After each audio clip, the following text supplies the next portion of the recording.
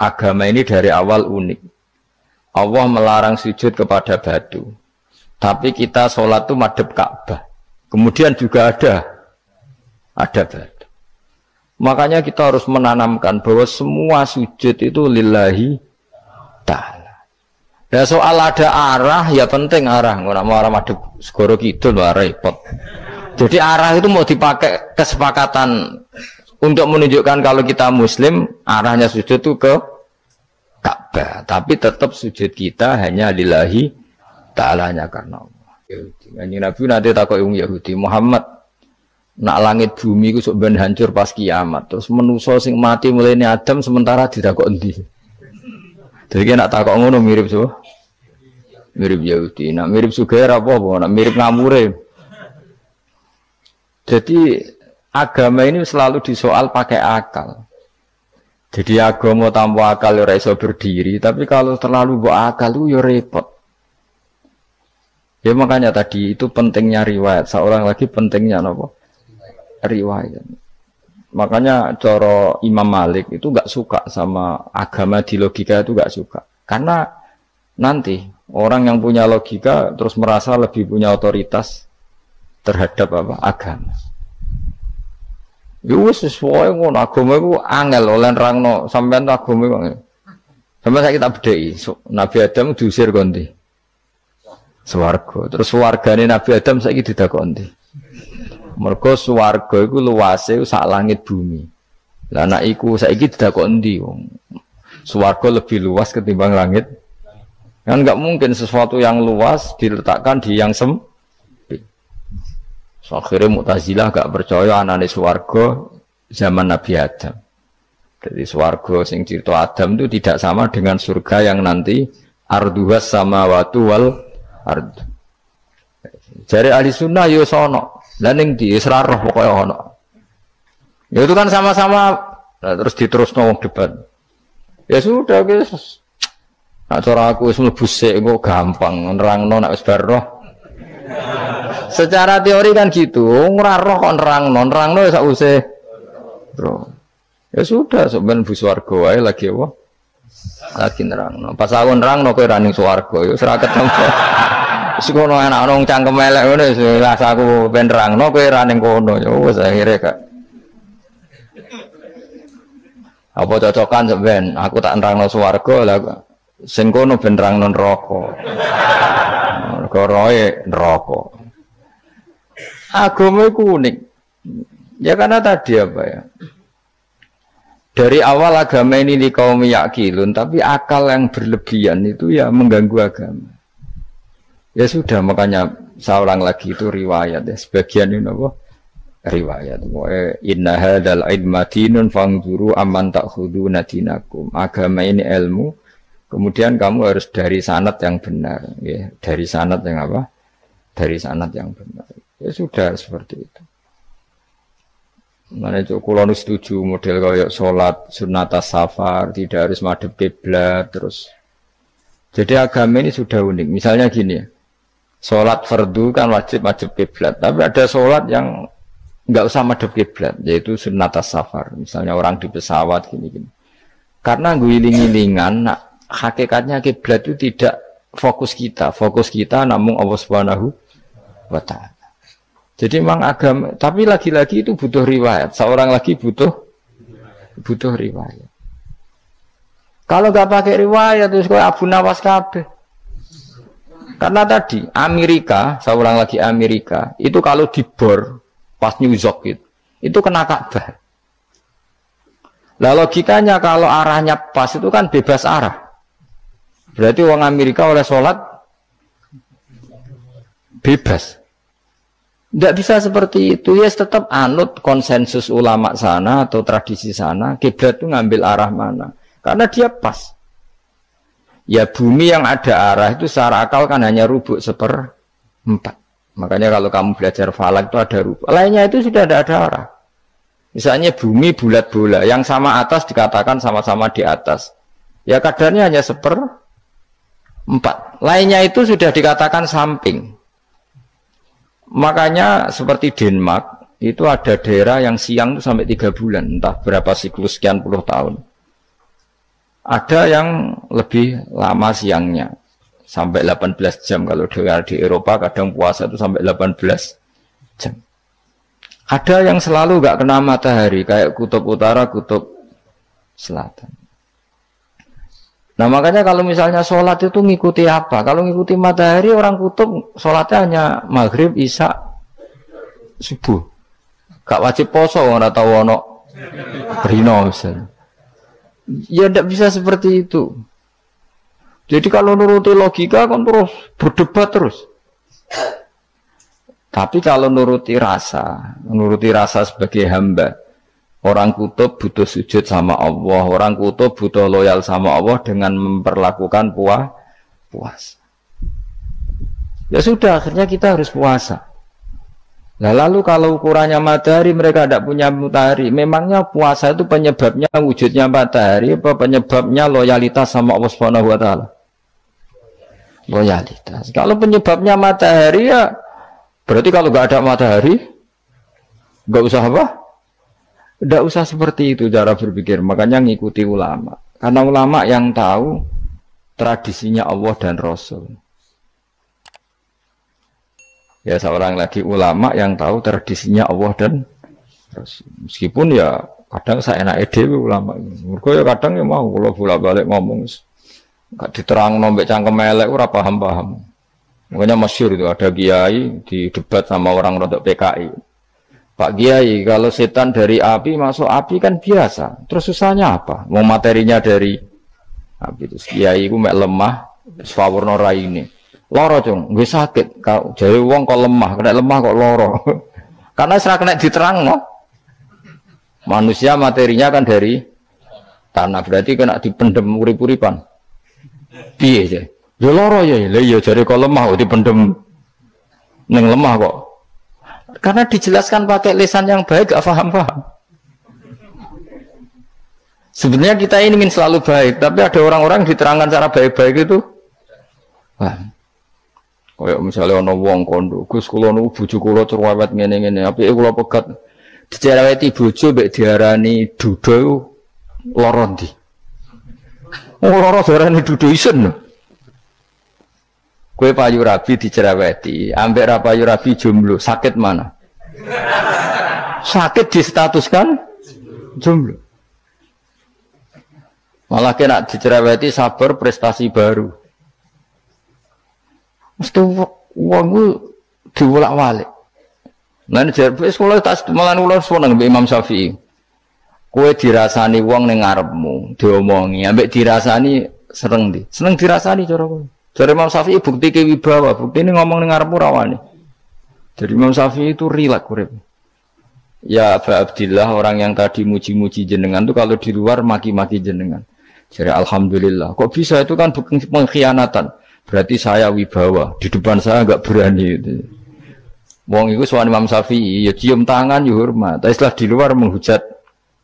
Singkat cerita dilaporkan ke Imam Syafi'i. Orang yang tadi nyium tangannya jenengan itu di luar ngerasani jenengan. Jadi Imam Syafi'i, alhamdulillah berarti aku wibawa, mendengarku rawani. Ya dianggap enteng saja. Terus ada orang misoi Ja'far Shadiq. Sayyid Ja'far Shadiq itu Sayyid putune Nabi, orangnya soleh alim, gurunya Abu Hanifah. Di antaranya gurunya Abu Hanifah itu Sayyid Ja'far Shadiq. Itu kalau dihujat orang diomongin ini, dimaki-maki, sampai ke rumah. Pas mau masuk rumah, kamu masih ingin maki-maki saya? Iya, tak tunggu sampai selesai. Setelah selesai, sudah, sampun, sudah. Masih emosi orang, sudah. Kamu misoi saya berdasar apa yang kamu ketahui. Yang tidak kamu ketahui lebih banyak, maka saya tunggu.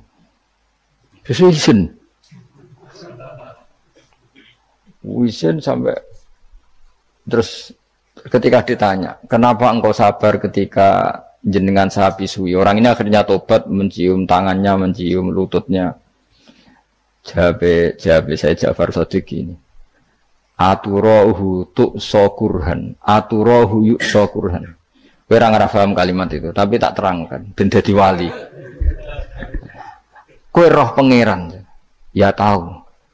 Sing durakani pangeran tuh banyak enggak? Yang maksiati pangeran tuh banyak enggak? Ya banyak. Lah yung pangeran sing di langit bumi wae dimaksiati apa meneh trimo aku. Akhirnya terus jadi orang-orang soleh itu cara berpikir itu di luar kapasitas kamu. Apa ya? Mereka itu hanya Allah, taunya itu hanya Allah. Aku kan enggak egois, harga diri. Mana ada agama berdasar harga diri itu kalau dalam bahasa Arab disebut hamiyat al-jahiliyah itu gengsi nopo? Jahili. Makanya ketika saya berkali-kali cerita itu, ada seorang ulama dipanggil tetangganya, setelah sampai situ, sudah kembali saya tidak butuh kamu. Setelah sampai rumah dipanggil lagi, sudah kembali lagi sampai 3 kali. Ulamanya tetap ceria, tetap nyaman. Ketika ditanya, kenapa engkau tetap nyaman? Wahai pemuda, kamu itu tetangga saya. Kata Allah dan Rasul, nak kue iman be Allah Rasul, kon ngapi tonggo, kon ngundang aku ya teko. Ya seneng nuruti perintahnya. Ketika kamu nyuruh saya kembali, ya saya kembali. Memang itu keinginan kamu. Kue tanggaku, aku kon nurut be tonggo. Aku ora urusane be kue. Aku mau nyaman be perintahnya. Oh, nangis pemuda tadi itu tobat. Kalau kamu kan warga diri, orang kok dipimpong. Nes gak bakat wali blas. Ya. Jadi orang dulu itu nyaman. Karena yes pikirannya namung Allah Subhanahu wa ta'ala. Umar bin Abdul Aziz itu termasuk khalifah paling soleh setelah periode sahabat. Itu mau kapundhut itu sewantai. Ketika keluarganya menangis, kenapa kamu menangisi saya? Ya karena engkau mau mati. Memangnya kalau mati mau kemana aja? Ila khairi madhubin ilaih, ke zat terbaik. Terus aku mbok kon urip awar kowe gak jelas iso ngrumat aku ta ora. Ana Allah malah jelas. Saiki apik ndi urip mbek wong ora jelas sampai sing jelas. Ya wis kapundhut. Kowe kan gak mati ku wedi. Dosane akeh. Lah mungkin nek urip terus ra dosa apa to ngene. Gaya tok asline. Dosa kula cek kathah Gus kok mati terus. Ya malah apik mati biar dosa meneh. Biasa wae nek mati biasa karena potensinya kamu urip suwi iku dosane apa taat meneh. Ya jawab. Potensine. Dosa meneh apa taat meneh? Apa ya dosa ya taat. Terus pas mati pas taat atau pas dosa? Ya ora usah ngono biasa ya. Nek mati ae matur pangeran Gusti nak saya ini mati nggih. Mati mawon nak saya ini urip nggih. Mawon Gusti semua anut jenengan wis. Zaman kula urip sing ngrumat nggih jenengan mungkin sampean mati sing ngelola nggih napa? Jenengan pun donya sing ngurusin jenengan. Kan sebenarnya kalau kita berpikir gitu kan nyaman. Zaman kamu hidup yang mengendalikan jantung, paru-paru, oksigen juga Allah. Dan kamu enggak tahu caranya, tahu-tahu hidup. Tapi setelah mati dikubur kamu iskal. Lalu sistem pernafasan saya gimana setelah saya mati? Memangnya zaman yang donya kowe roh. Oh karena ada oksigen. Nah, terus oksigen wujudnya karena apa kowe ya ora roh? Oksigen dari zat gini lah zat iku kok sapa ya ora roh. Mau gaya tok ngomong mau tetep akhirnya ora roh. Lan kadang kula gawok mbek wong goblok wis ora roh kabeh dari awal mau alam semoga gak usah nerang. Nah, artinya gini, kalau zaman di dunia kamu tidak bisa mengelola diri kamu sendiri, juga sama setelah mati tidak bisa mengelola diri kamu sendiri. Semua itu al-amru biyadil, semua itu dalam kekuasaan Allah Subhanahu wa ta'ala. Ya sudah, alaihi tawakkaltu wa ilaihi unib. Ya sudah, kita pasrah saja dan kita hanya kembali kepada Allah Subhanahu wa ta'ala. Ya sudah, itu agama. Tidak bawa logika pakai akal.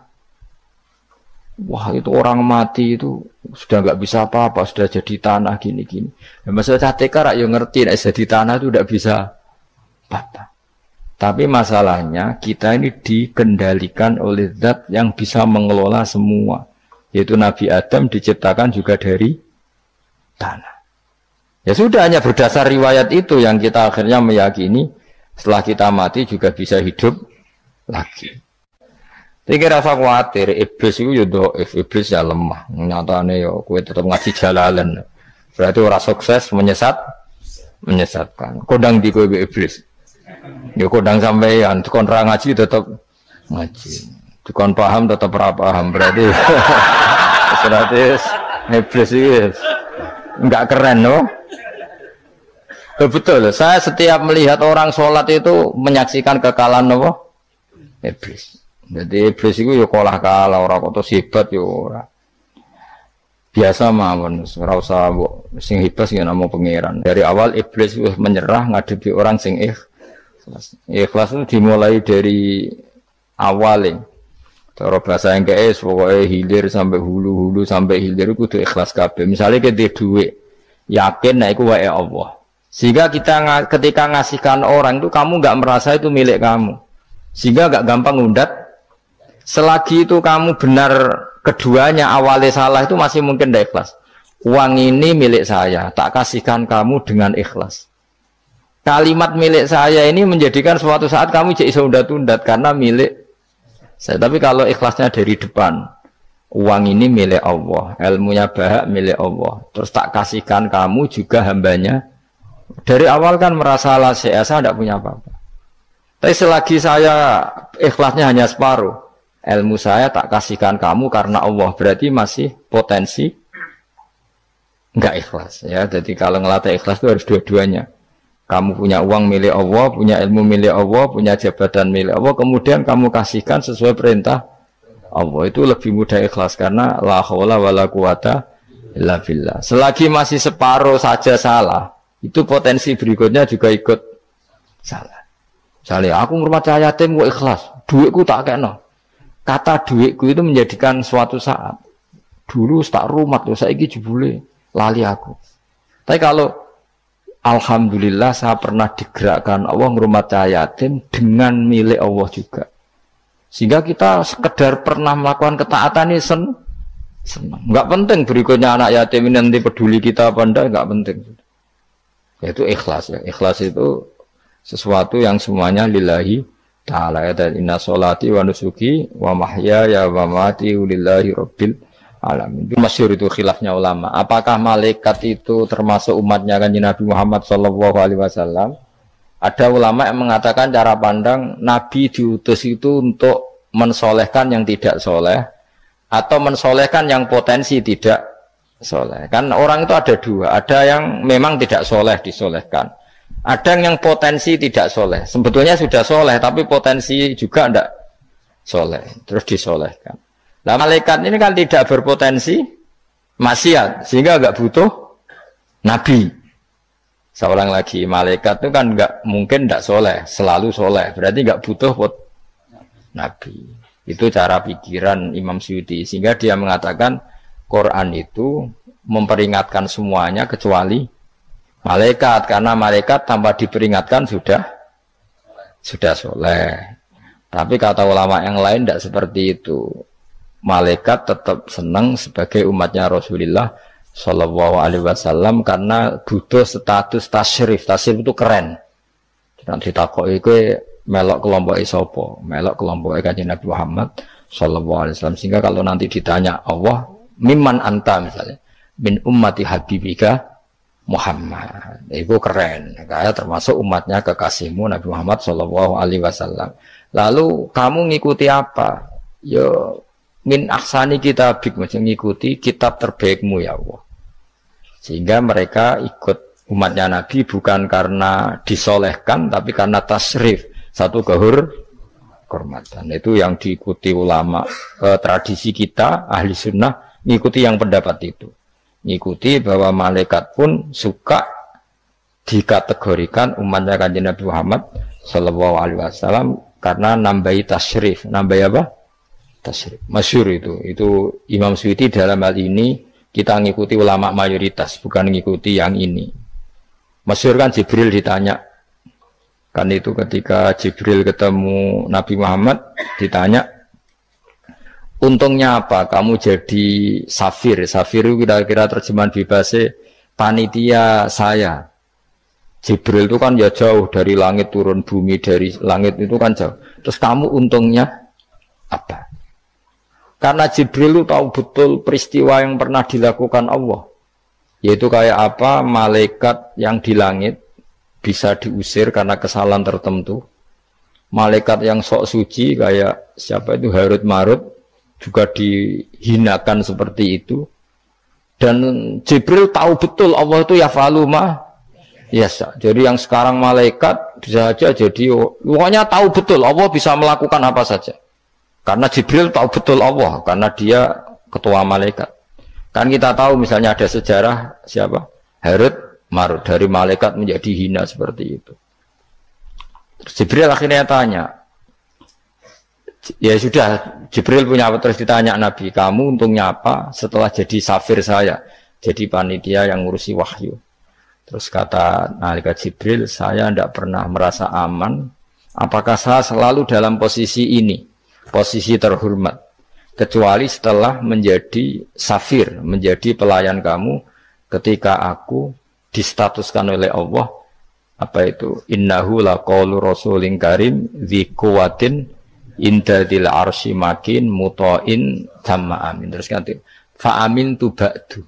Baru setelah itu saya merasa aman bahwa posisi saya aman karena Quran itu abadi ila yaumil qiyamah ila mala mi'adalah. Pokoknya Quran itu abadi dan di Quran itu saya distatuskan mutoin sama amin. Berarti saya merasa aman tidak akan dirubah kestatusan saya malaikat semenjak saya jadi safirmu. Intinya Jibril juga mendapat kehormatan karena ngitmai Quran. Paham ya? Makanya kita di sini mengatakan ini pendapat Imam Suyuti, tapi hampir semua ulama berpendapat apa? Malaikat pun ikut mendapat berkahnya Kanjeng Nabi Muhammad sallallahu alaihi wasallam. Jenenge napa berkah tasrif, napa berkah napa tasrif. Jadi punya status kehormatan. Lah yang dikatakan Imam Suyuti itu murni logika. Murni logika tadi yang namanya Quran itu memberi peringatan supaya enggak soleh menjadi soleh. Dan malaikat tidak butuh itu karena sudah selalu soleh. Ya, jadi itu logika saja.